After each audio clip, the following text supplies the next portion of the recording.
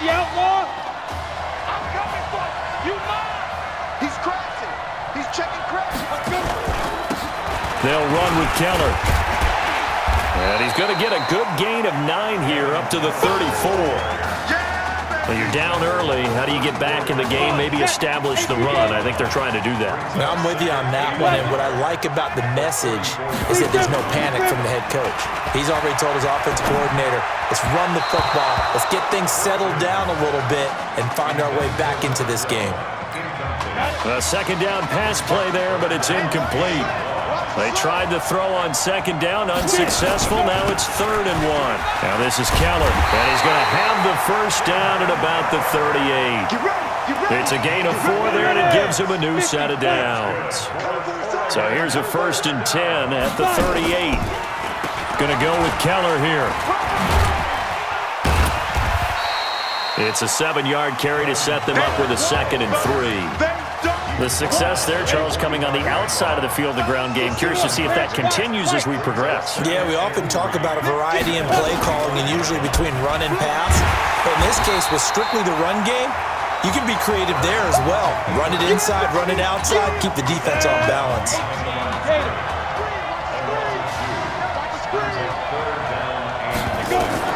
To throw on 3rd down, Birch.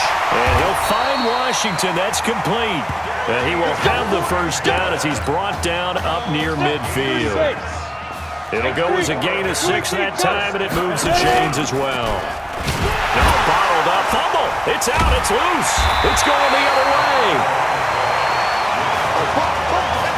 He had the option there, decided to keep it, exposed himself and fumbled it. Yeah, and you worry about the hits he's going to take in that situation. In this case, not only does he take the hit, he coughs the ball up, as you noted.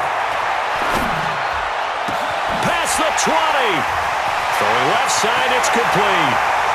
And he will take this in for a Longhorn touchdown. A big play there with his 2nd touchdown of this opening quarter. And the Longhorns add on to that lead. So a blistering start to this first half. We wondered how this young quarterback would handle the pressure, and there is a lot of pressure. Well, how about 3 first-half touchdown passes? So now after the touchdown, the Longhorns get ready to kick it off. That'll be taken in the end zone. And no run back here. This will be a touchback, and it comes out to the 25-yard line. The Oregon offense on the field, ready for their next possession. And some dangerous territory. You're already down 3 scores. A 3-and-out here, or an inability to put any points up. This one might be over by half. Yeah, and what you also have to guard against is calling every play for a big shot downfield. You know, thinking you're going to get all these points back on one drive. You're not. And last time I looked, it's still the first half. I'm not saying you have ultimate patience here, but you also don't have to go ahead and force everything either. 7 yards there and a first down. Well, they're making an effort to get the ground game going tonight. So far, it's working. I like what we're seeing from the offensive line. They seem to have the leverage going and they're controlling things and reestablishing the line of scrimmage, moving that defensive front backwards. But also like what the runner's giving us, too. It appears that he's been waiting all day long to get out here and take off. 2nd and 6 at the 40. And now a fumble. The ball's out. And the defense will get their hands on it. Going the other way.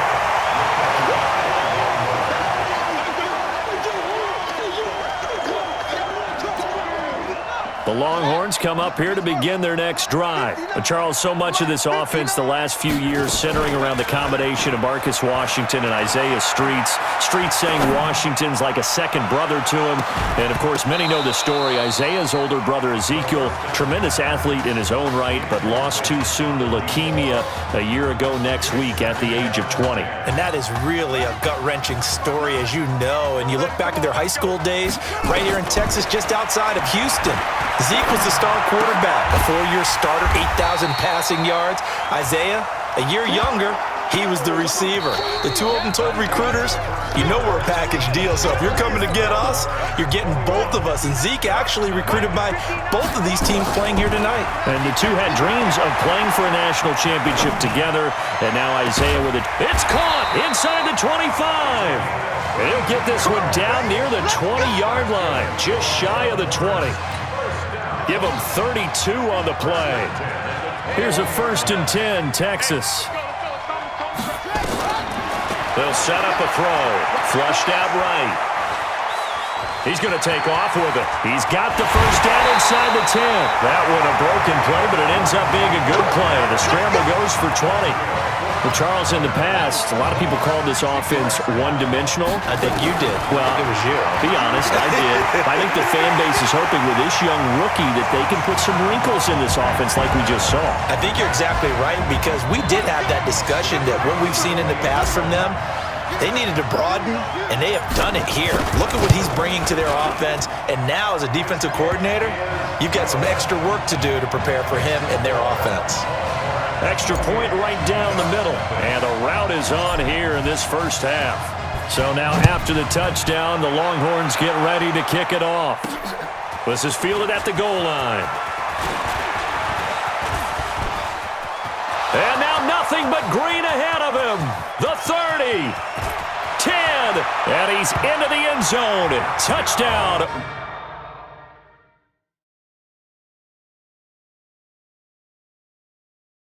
Oregon.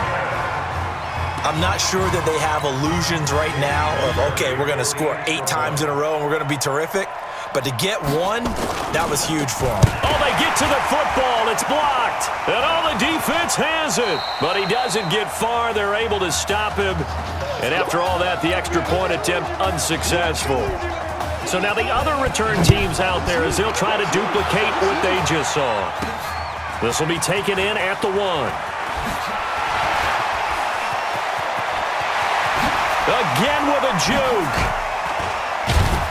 And he'll return this one all the way onto the other side of the field. Partner, when I was in college, we used to have these things called game maxims that we did before every game. One of them said, press the kicking game. For here's where the breaks are made. It's the area of hidden yardage. How about that return? Flipping the field, taking it past the 50, and getting things set up to start the series. It'll be a gain of 9, and it'll be second and about a yard to go for the first. 2nd and 1. And a quick throw here, that's complete. And he'll be brought down. Oh, that's a face mask. Certainly looked like it. Indeed, here come the flags. Defense. Well, we looked at each other right away. We knew that flag was coming out. And I always enjoy the conversation post, because officials always tell you, I don't want to throw the flag, but you caused the play. You did it. I had to. Now a throw to the end zone on first down, but it winds up incomplete. And that's one he's got to be happy to have back. There wasn't a hole open in the zone. You'd have to think on early downs like that first down there, need to be a little bit more careful. Yeah, fortunately for him, got a couple more downs to play with.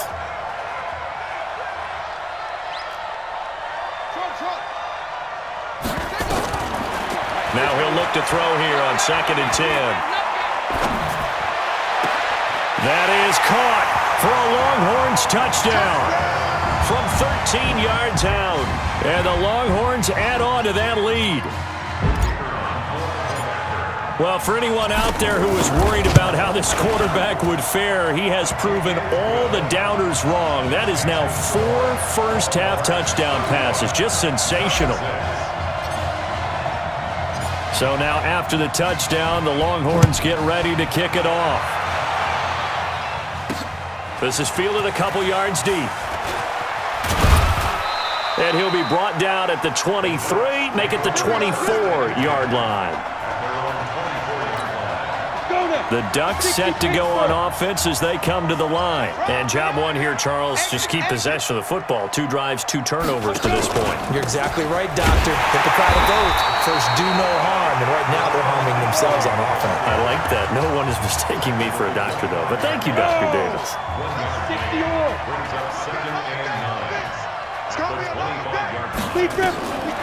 To throw on 2nd down. Birch, quick hitter here, it's complete. No gain that time on the completion, and it'll be third down.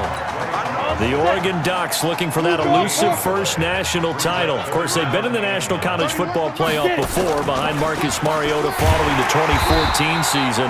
And they beat Florida State that year before falling 42-20 in the championship game. That'll wind up going for a loss of 4. And that's going to make it fourth down. Anytime you call an inside running play, you just know there should be a lot of congestion there. You're counting on your offensive line to take control of the line of scrimmage. That didn't happen in this case, and that play got bottled up. A big kick there. We'll call it 56 yards on the punt. And that will come the offense as they take over. The Longhorns come up 1st and 10. The play-action fake. They'll look to throw. He'll rifle this one deep right side. That's caught at the 25. A big play there. 49 yards. What a first half this has been offensively. I mean, defensively, what do you do when you're getting torched like this? Well, these receivers are absolutely wearing them out. So 2 thoughts come to mind. 1, get some oxygen. You can fill up your lungs a little bit. And number 2, talk to your guys up front. You need a pass rush to help slow them down.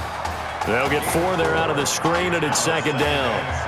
Again, the underlying story here, no snaps in 4 years. It seems kind of hard to believe. You almost wonder if there's some type of lingering animosity between quarterback and coach, because there certainly have been a few of those 56-7 type games over the last few years, but much like the Patriots in the NFL, where you see Tom Brady take almost every snap, even at his age, that was the case with Marcus Washington.